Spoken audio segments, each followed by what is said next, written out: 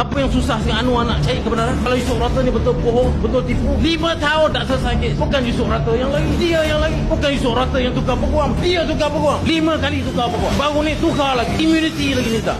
Saya cabar tuan Ibrahim. Saya bagi tahu kamu ni gila. Confirm gila, letak jawab. Saudara tengok semua hari email, semua WhatsApp dia dengan Yusof Rata. Saudara kata confirm gila. Saya tengoklah sebab tu saya kata dia gila. Saya tinggalkan dia bukan sekarang. Yusof Rata baru 2-3 tahun. Saya dah 20 tahun tinggalkan Ibrahim. Sebab apa saya tinggalkan dia? Wah, ada benda yang kita tak boleh kompromi. Bukan benda politik, bukan benda main-main. Kalau benda politik saya boleh telan.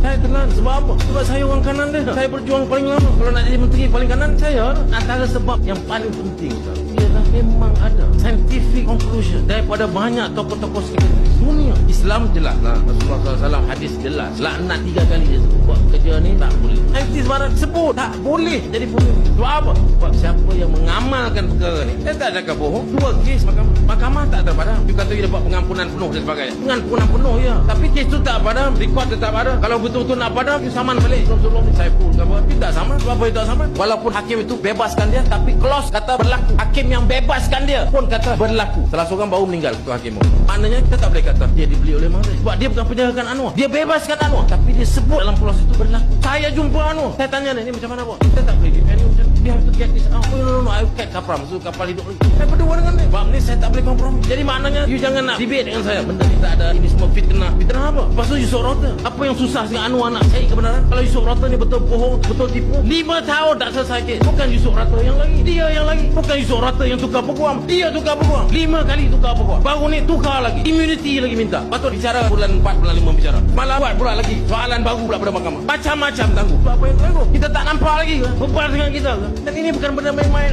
Conclusion daripada semua sekretari dunia. Bila kamu melakukan perkara itu, ada kecenderungan untuk melakukan perkara itu tidak seimbang dan tidak boleh menjadi pemimpin. Kalau kamu jadi pemimpin, akan hancur dan rosak.